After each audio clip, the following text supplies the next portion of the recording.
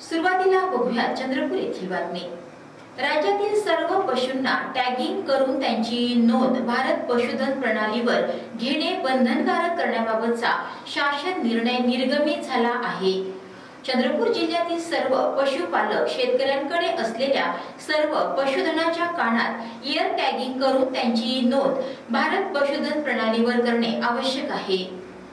1 जून 2024 नंतर year tagging शिवाय पशुधनाची खरेदी आणि विक्री करण्यास प्रतिबंध करण्यात आला असून त्याची नोंद भारत पशुधन प्रणालीवर असल्याशिवाय खरेदी विक्री करता येणार नाही आणि पशुधनास पशुवैद्यकीय दवाखान्यामधून पशुवैद्यकीय सेवा दिली जाणार नाही।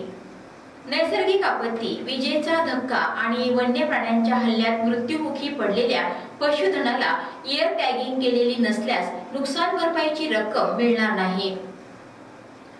तसंच पशुधनाची वाहतूक इयर टॅगिंग असल्याशिवाय करता येणार नाही। जर केल्यास कार्यवाहीसाठी सामोरं जावं लागणार आहे।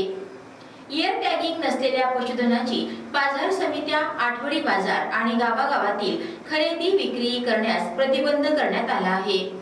त्यामुळे इयर टॅगिंग नसलेले पशुधन बाजार समितीमध्ये आणले जाणार नाहीत आणि त्यांची खरेदी विक्री होणार नाही।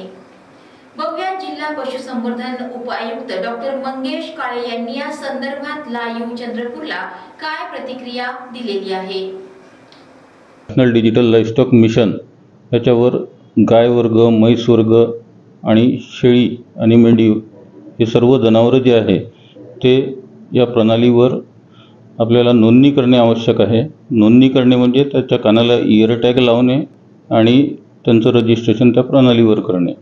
आता हे करत असताना आपण इनाप प्रणालीवर चंद्रपूर जिल्ह्यातील बऱ्यापैकी जनावरं रजिस्टर केलेले आहे, पण जे उर्वरित जनावरं आहे ते आपल्याला या प्रणालीवर रजिस्टर करणं आवश्यक आहे।